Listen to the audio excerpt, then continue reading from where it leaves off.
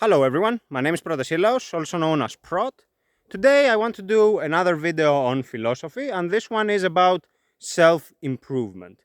It relates to topics that I have expounded on in recent videos, so I think it's time to also cover this so that you get a more holistic view of what I am talking about.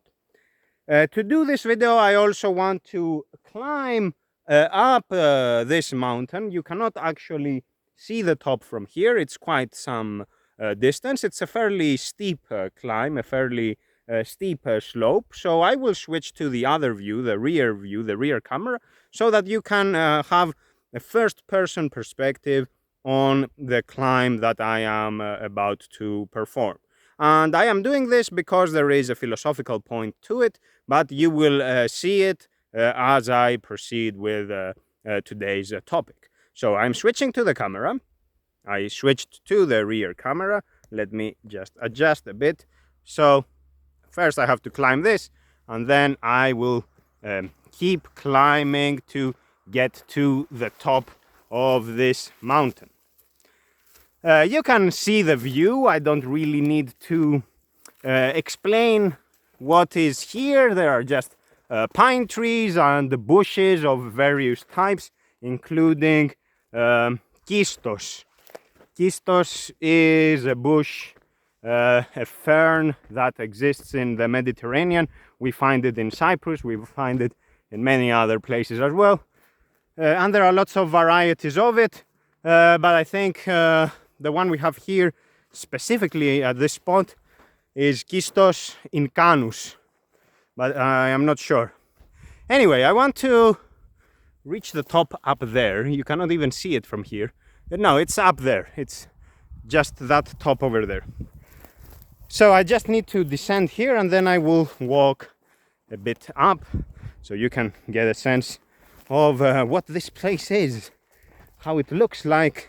There is an oak tree over here, and then we have more pine trees. This one is very beautiful. More pine trees, and this is a very nice place to be. You can just sit here and relax, and nobody will annoy you, because this is sort of a hidden spot. People can't reach this point easily. You have to climb. I already did, and then you keep climbing to reach the top, so not many people will do that. Anyway, let's start with self-improvement, and I will let you enjoy the view as I regale you with philosophical concepts. Many times we want to improve on what we have just because we like it. For example, you like playing the guitar and you want to get better at it. You practice every day and it gives you joy. It brings happiness to your life.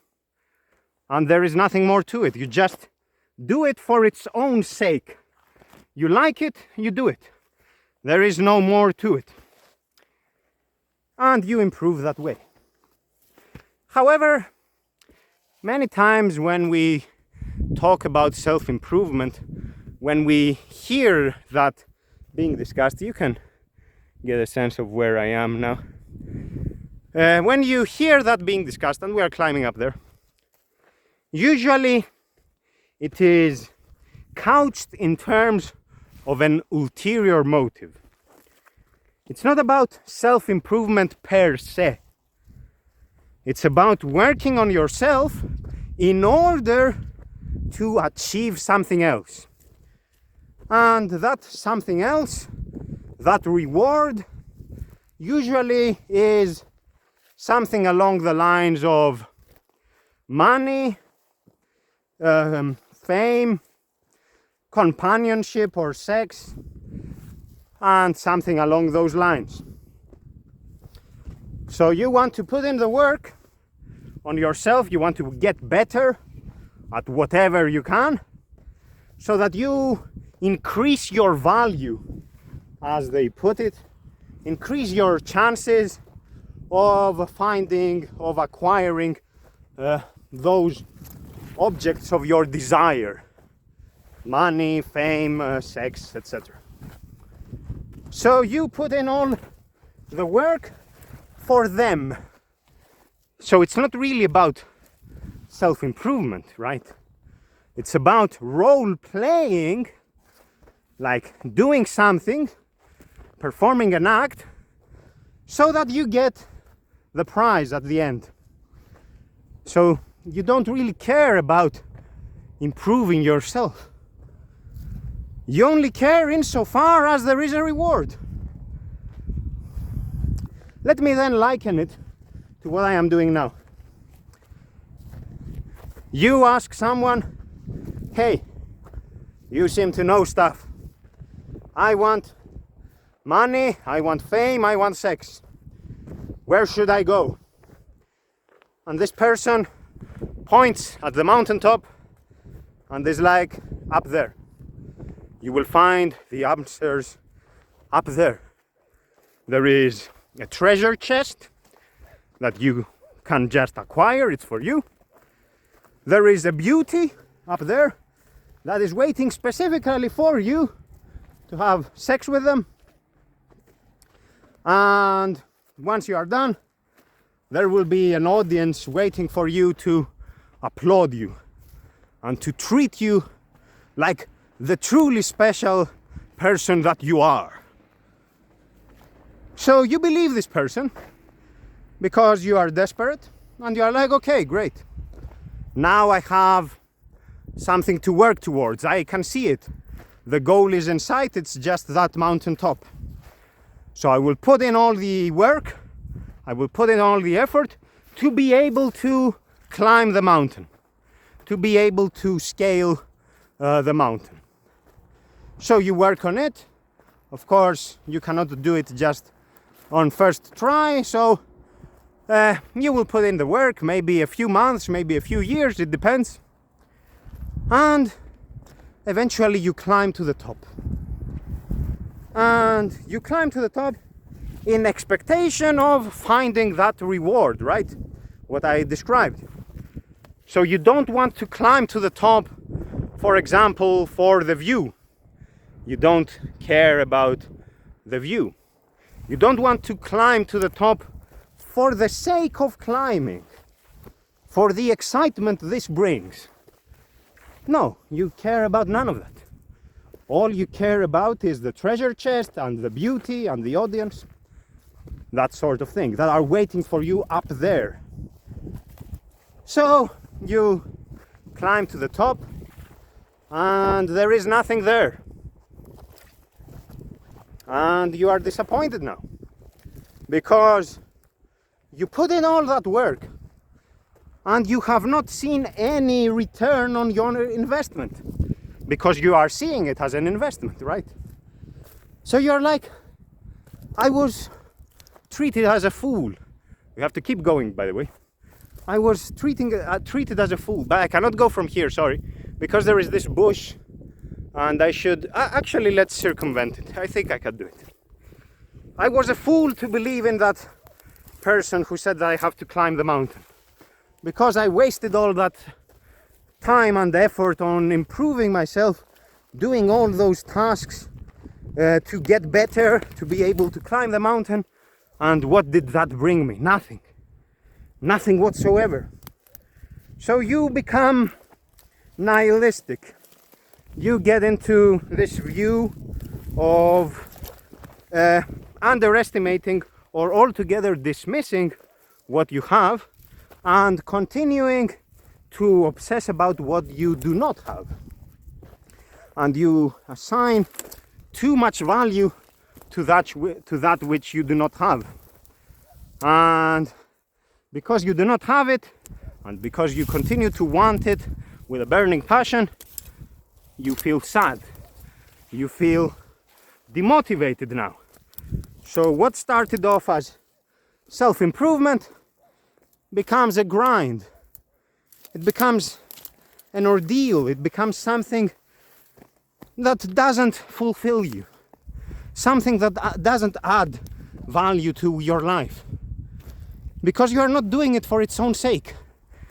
You are doing it only for the reward. So if the reward is not in sight, what's the point, right? What's the point?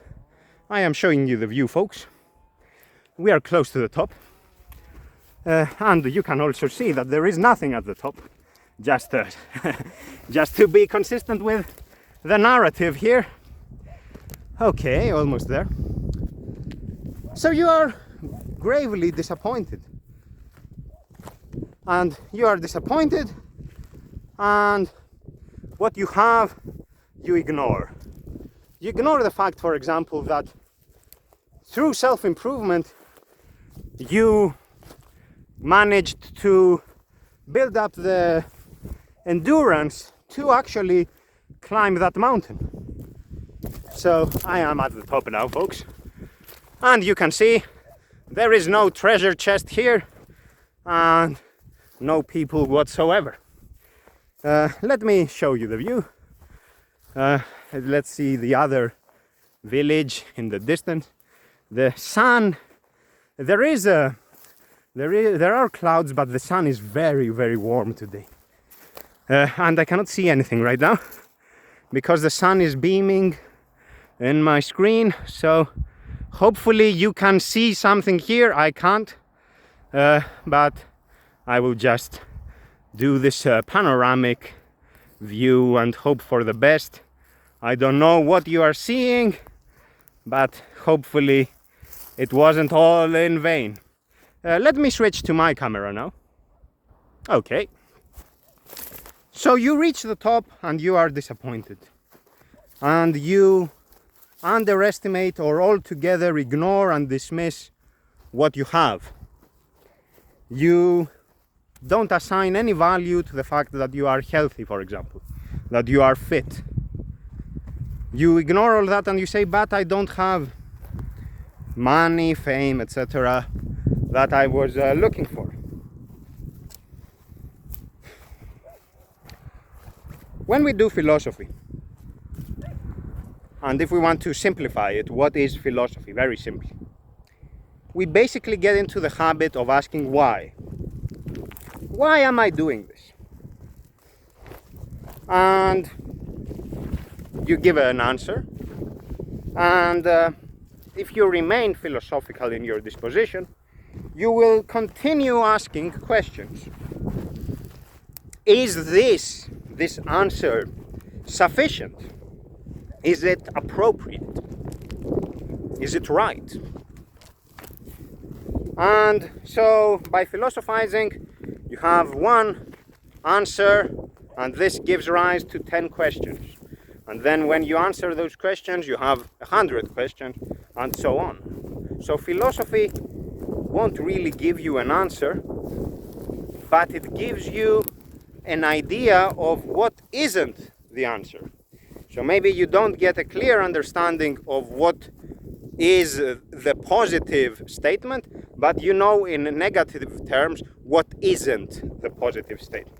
So I will just sit here. Let me show you. I will just sit here, and you can again see the view. I will sit here because there is nowhere to walk to. This place where I am, it's just all terrain like this. So I will have to keep climbing and descending the hills. And when you hold the selfie stick, this can be a bit risky, a bit dangerous. So I would rather avoid taking any sort of risk. Where is the sun? So let me turn towards the sun, and that way it will be easier for me. So when we do philosophy, we ask why, and we ask all the follow-up questions, and we remain dubitative in that regard. Dubitative and inquisitive, meaning that we continue to doubt and we continue to question. We continue to search for answers, and we continue to seek clarity. Clarity in the simple form of things.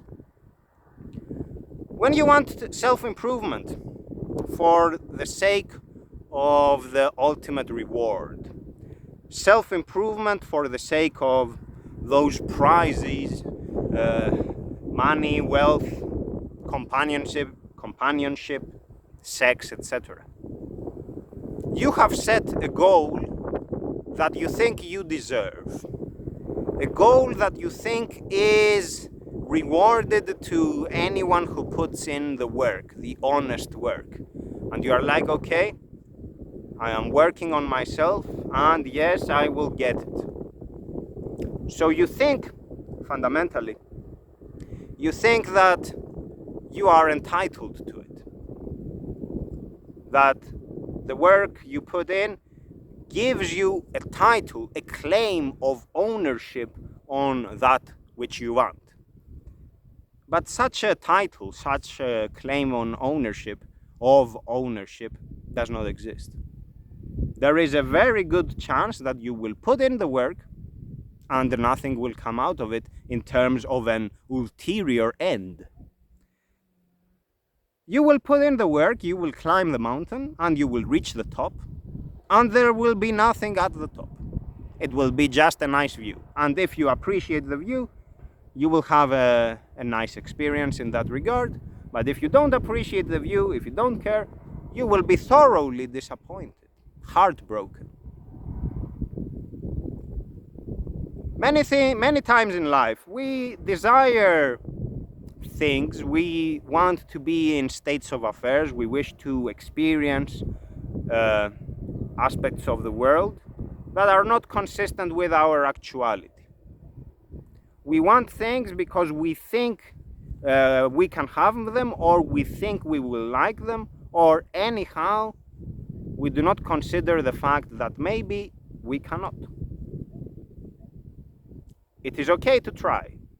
It is perfectly fine to proceed through trial and error, and to not be complacent, to not be lazy, and to want to improve yourself.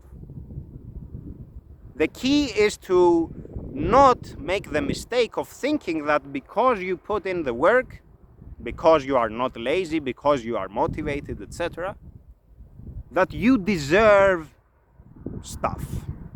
You deserve to be rewarded. Rewarded by whom? Who is supposed to reward you? And why would that agency or that force be interested in you specifically anyway? Implicit to our endeavors, to whatever it is that we do in life, is the idea of self-importance. We have to, at the basic level, we have to appreciate who we are. Okay, at the very basic level, we have to have a sense of self-worth so that we have a degree of motivation, so that we don't just wither away and die out of sheer disappointment. So at a basic level, there has to be a sense of self-importance, of self-respect, of self-worth. So that's fine in a healthy dose, let's say. The problem starts when we think that we are too important, when we think that stuff has to happen because of who we are. Like, do you know who I am? I am very important. And because I am this important, I will get what I want. It is my prize to get. It is meant for me. When we do philosophy, we learn to overcome the self-centric view of the world. We still have selfhood, yes. You cannot become selfless in the strict sense, because you would no longer be human the way we know. You cannot become selfless completely. You still have instincts for survival, for example. You still need to eat, to feed yourself, right? And to breathe and so on. So at a fundamental level, you still have to preserve yourself. So at a fundamental level, you still have a sense of self. But in terms of your attitude, in terms of your outlook, in terms of that aspect of your condition that you influence, so your thoughts, your disposition, in terms of that, you can overcome the self-centric view. You can think of the bigger picture and not place too much value in yourself. Not think that you are the epicenter of this cosmos, that everything revolves around you and everything must happen just because you are. It doesn't work that way. How do we overcome the self-view, the self-centric view of the world? We overcome it by asking questions, the same idea. Why should stuff be rewarded to me specifically? Why? And you keep asking those questions and any related questions. And eventually you get no answer, no definitive answer. And because you are honest about the fact that you have no definitive answer, something that is irrefutable, you admit to the state of affairs. You admit to the state of your relative ignorance. You admit to the fact that there is an obscurity to the subject that you are inquiring about. There is something there that you cannot really see, you cannot really grasp. And so, in this state of relative ignorance, you admit that whatever answer I have provided to the question, why am I important, is in some way wrong, is in some way incomplete. You cannot be completely, as I said, selfless. So you will always assign some value to yourself. But you know that whatever value you assign, so whatever judgment call you make, is not irrefutable. So you know to be reserved, you know to be moderate. You learn not to value yourself too much. And you learn not to expect anything from the cosmos in return for your hard work. Just because you deserve it, just because of who you are. You overcome the self-centric view, and in doing so, you no longer have expectations of entitlement. You no longer have this sense that something will be done for me. The universe will conspire in my favor. The gods will heed my call and give me what I want. And that sort of thing. By the way, I speak of gods, but as I have said, I am not religious, so this is just poetic. Even atheists have these views.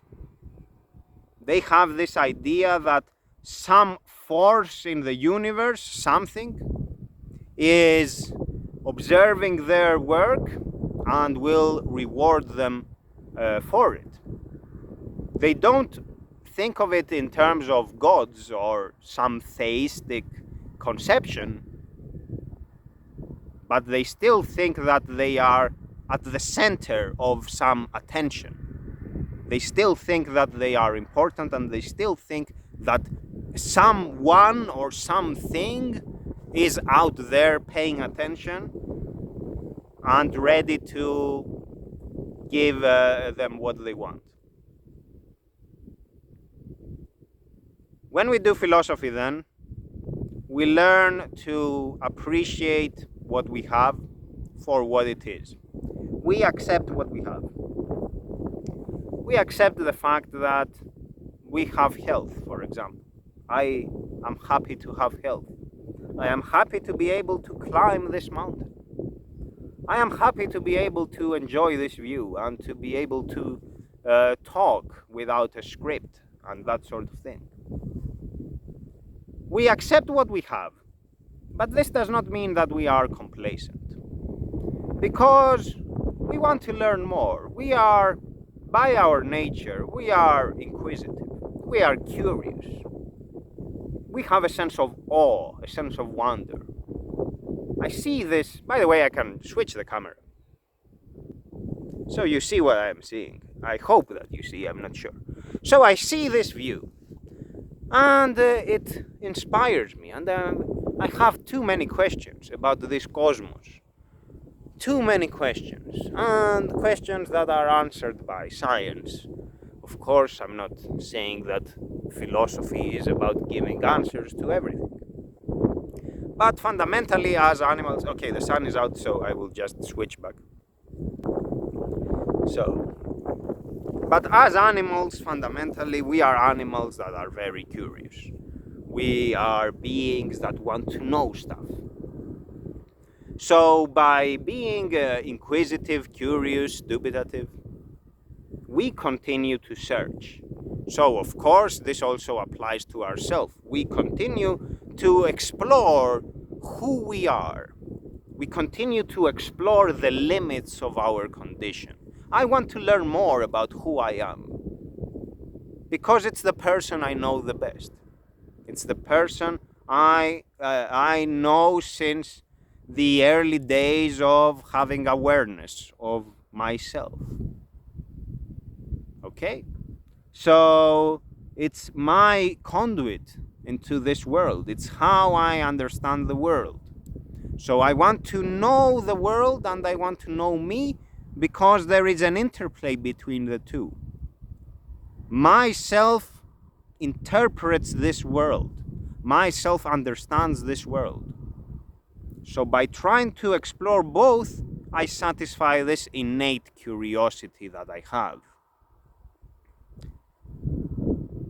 So this is the type of self-improvement that personally I am interested in. To improve yourself so that you can continue with this search. To improve yourself so that you can at least realize a small part of what your sense of wonder, what your sense of awe demands from you. You have all those questions and you want to provide answers. But those questions demand that you pay attention to them, demand a high degree of concentration, demand commitment. How can you have commitment, concentration, when you don't have discipline? How can you have commitment and concentration when you don't have patience? And how can you have discipline without patience? It all comes down to patience. We practice patience. We practice to be patient by taking things slow. For example, you want to climb this mountain. Do you think you can do it? Just like that? You cannot. You know it. You have to put in the work. Every day, walk for, let's say, 5 minutes, then 10 minutes, and incrementally increase the intensity and the duration. So you want to eventually reach a point where you can climb this and be able to do it without sustaining an injury or without suffering in the process. So that will require time and effort. Time and effort that you invest with the understanding that you have to take it slow. So you have to be patient. And patience grants you perseverance at the mental level. So patience is what you need to have the basics of mental fortitude. Without patience, you have nothing. You cannot commit to anything, you cannot have discipline, you cannot have anything. So we practice patience. So that's something I am all for, okay? And we practice patience and we develop this kind of endurance. Endurance in physical terms, in this case, but also mentally. Because when you do something that is physical but requires persistence, you also develop the requisite mental strength for it. And this applies to anything. This applies to walking, this applies to hiking, this applies to sport, this applies to martial arts, this applies to whatever. To playing music or whatever. Whatever it is that requires commitment and effort and that has a degree of sophistication also comes with benefits for your mind. So this is the other part of self-improvement, the fact that the body and the mind are one. They are one system. Analytically, we talk about them as if they are two. So there is the body and there is the mind. But these are different words we use to describe subsystems of the same super system. There is no such thing as a body on its own, a mindless body on its own that operates on its own without a mind. There is no such thing as a bodiless mind, a human without a body.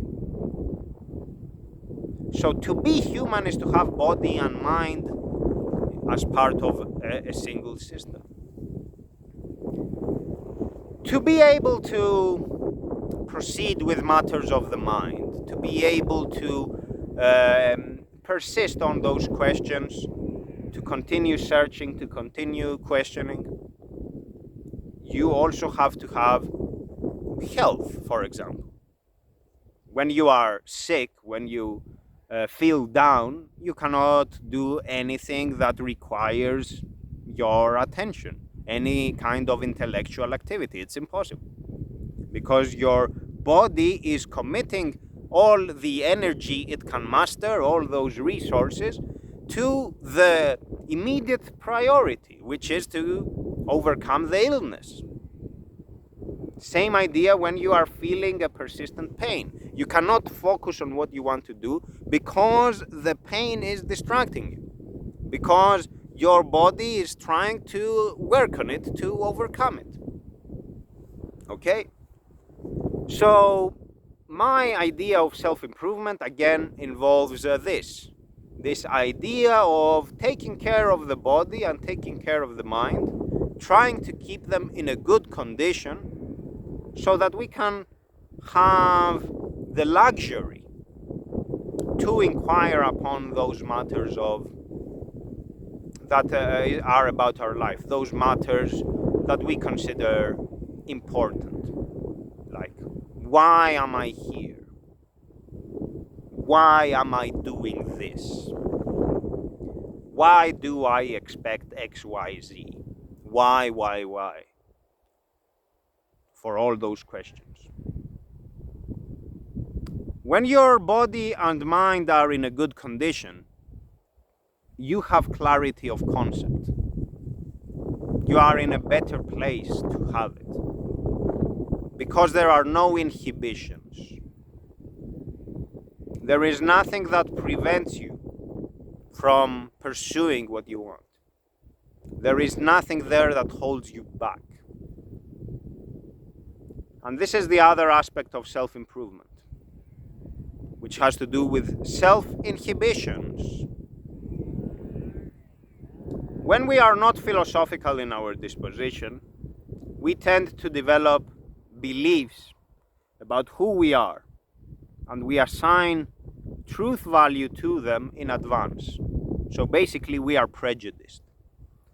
And these beliefs, these deep-seated notions of our selfhood, inform our experience of the world. They determine our behavioral patterns, and they also dictate what we pay attention to and the degree to which we assign value to it. So what kind of significance do we see in that thing? Let me use a very simple example. You have a person you like, so it's your crush. And you like them very much, but you don't want to tell them about it. So your friends are like, hey, why don't you speak to your crush? And you're like, no, I cannot do it because maybe I will get rejected. maybe they will say no to me.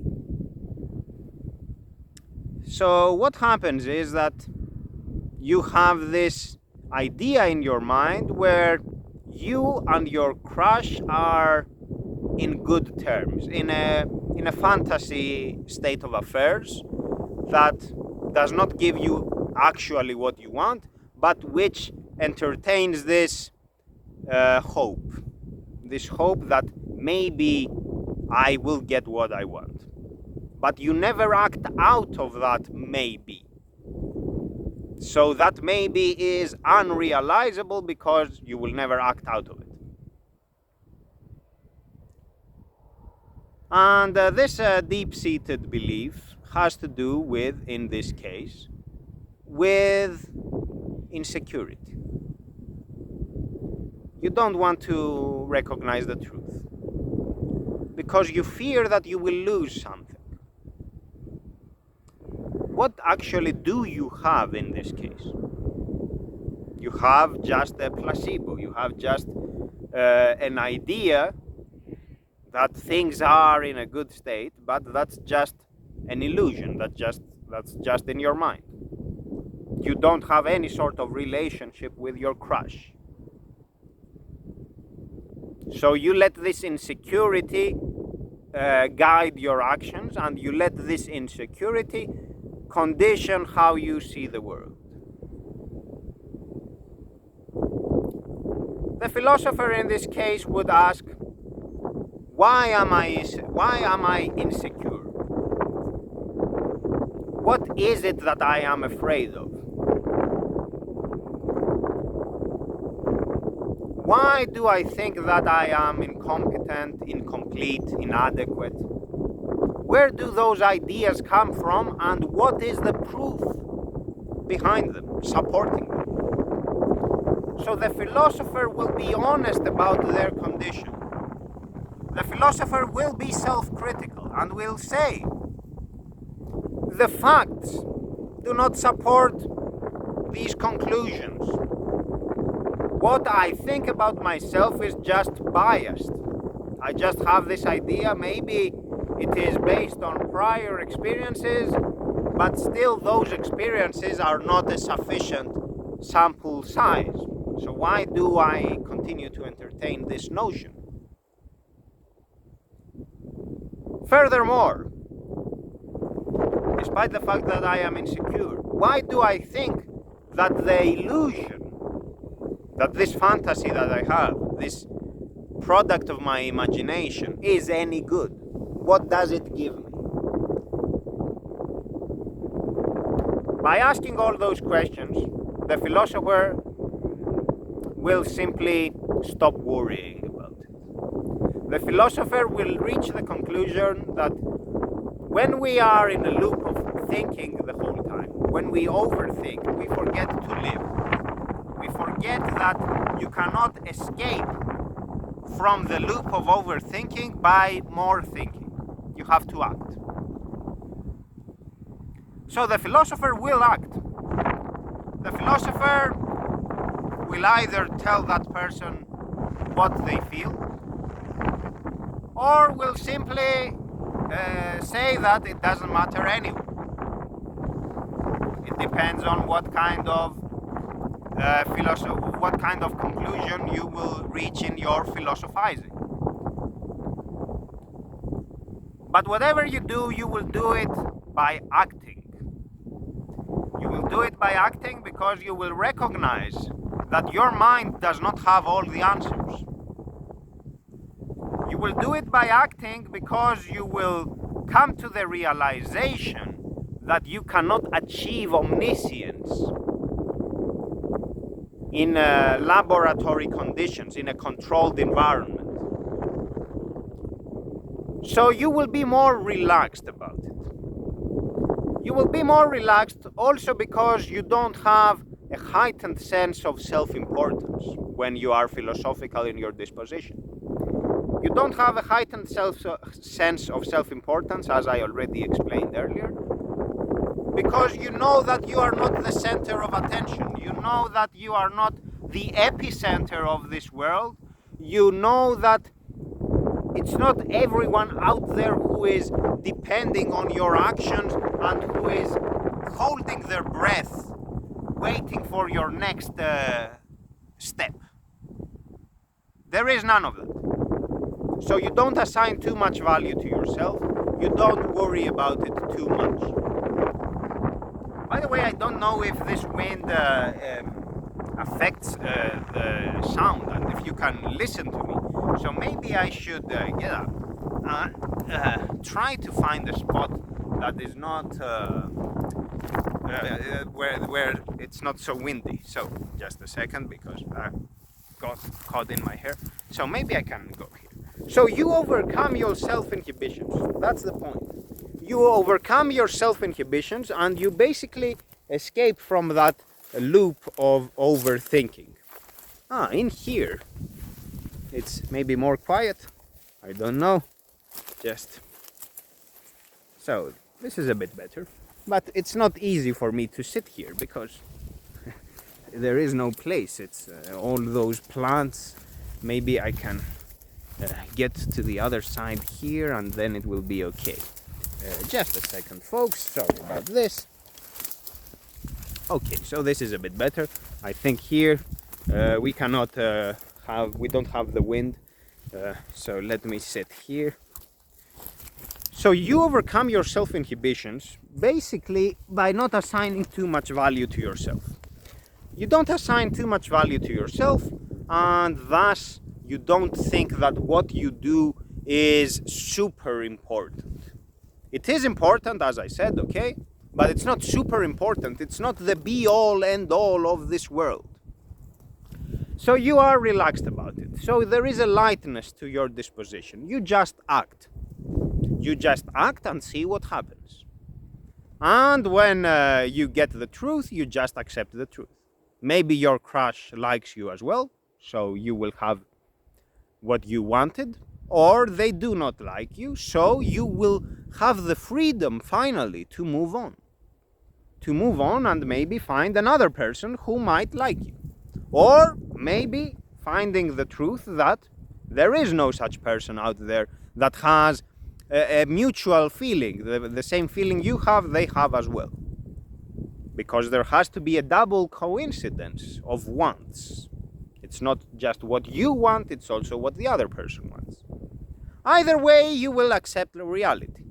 You will accept reality and you will be calm about it, because by philosophizing, you know that you are not in control of all those factors. You know that you only control your disposition. And there is only a limited set of things that you can affect. And those usually are matters of your attitude, matters of your habits. You can't really change the world. You can't really change the prevailing conditions. You can't really change the political climate. You can't really change culture. You can't really change what people value in life. So if you do not have that which they value, you cannot simply tell them, well, change your evaluation so that you can like me. It doesn't work that way. So you simply have to accept the truth. By accepting the truth, there is a lightness to what you do. You no longer worry. You no longer worry and you simply go for it. You simply do it. And when you simply do it, you just enjoy the moment. You enjoy the view. You enjoy the climb. You enjoy the activity, whatever it is that you do. For its own worth, for the satisfaction it brings you, for the accomplishment you feel in being able to do it. But you know that you are not entitled to any kind of reward. You know that you are not entitled to happiness and companionship and fame and riches, etc. So you are relaxed.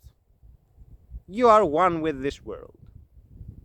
You are one with this world in acknowledging that you are but a small factor, a tiny factor in a grand universe. You are not totally irrelevant, but your relevance isn't much either. This is not to devalue yourself. This is not to discount who you are. Rather, this is to perform the correct appraisal. This is to assign the appropriate value to who you are, which is not much. Self-improvement, then, for me, self-improvement is about being in a better position to recognize your limits. Being in a better position to understand the world and to understand yourself in it. I am not against the idea of being motivated to do things, like being motivated to be successful in your job or to marry or whatever, because that can still help you be a better person. That can still help you aspire to your highest, which is fine, which is great.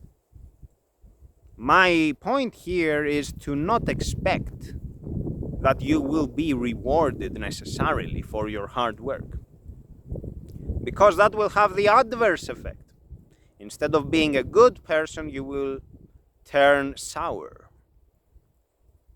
You will start finding rational explanations, like, I put in all this work.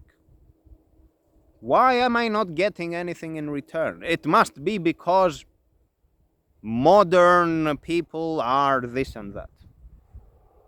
And you will come up with an explanation. I'm sure you are aware of all sorts of explanations along those lines. And you will have a propensity to subscribe to parochial views, to extreme views, to views which make you intolerant of things you don't have, of things you don't know, of things you don't understand. You will be intolerant, and thus you will be in a permanent state of disturbance, because fundamentally you don't appreciate what you have. What you have, you are hateful of. You don't like it. It doesn't mean anything to you. You would rather toss it all to the wind. And if you don't like yourself in this basic way, if you don't appreciate what you have, what are the chances that you will appreciate anything in life?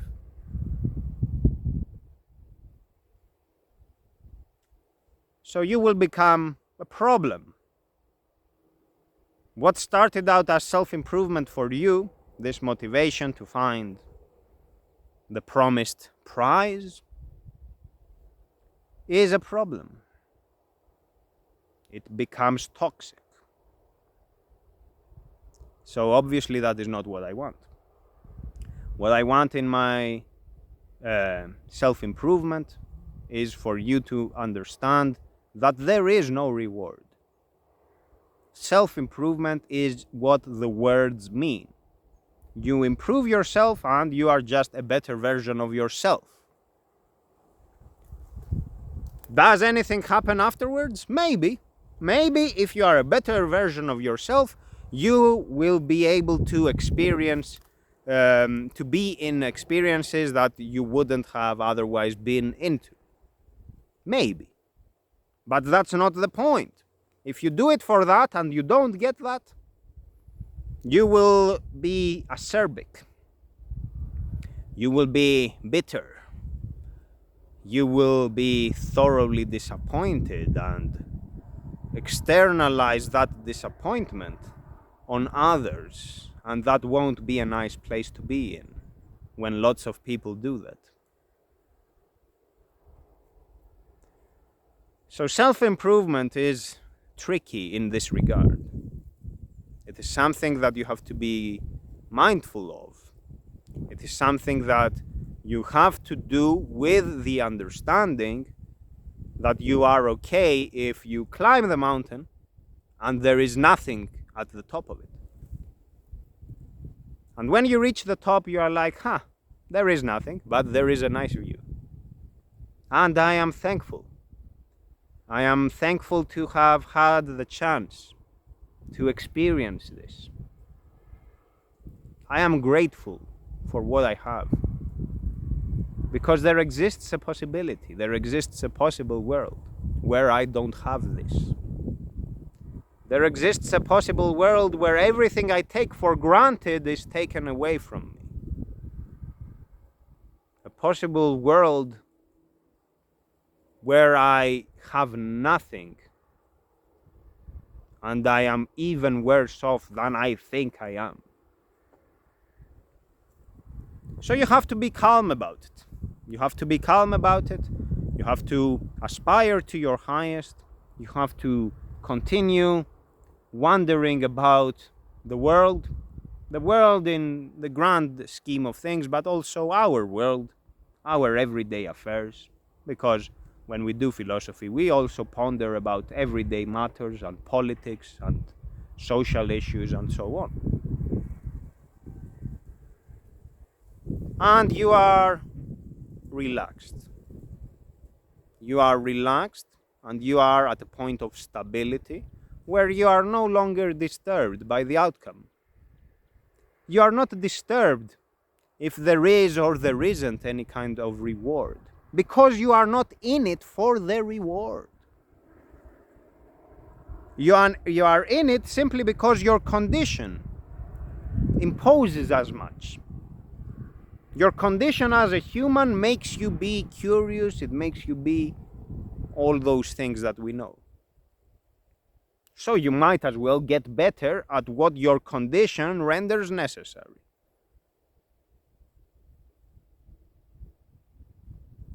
Please don't go to extremes.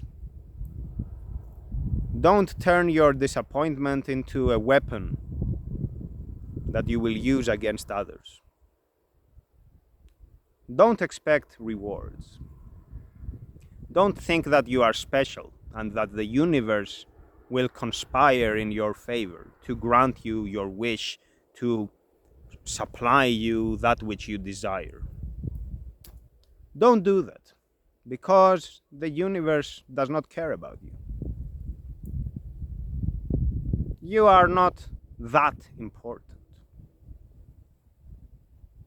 Relax, take it easy, and don't worry about it. Aspire to your highest. Aspire to the greatness of this world. And you will be calm. And maybe that's the greatest of all prizes. To not have any kind of self-inhibition. To not have any sort of grief. Any sort of anxiety and concerns. To be one with the world. Can we do that? Can we overcome our basic instincts in this way? So can philosophy, apart from taking us away from the self-centric view of the world, can it also help us overcome our ego altogether? That's something we might want to put to the test and see what happens. That's all for today, folks. Thank you very much for your attention. I will now descend, but I won't show you. I'll just show you what I am looking at now, and then let's see. So again, I don't know what you are seeing because the sun is beaming directly into my eyes.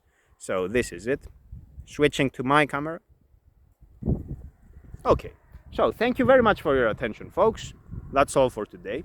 Take care, take it easy, and don't expect rewards. Okay, so be nice. Goodbye, folks. Take care.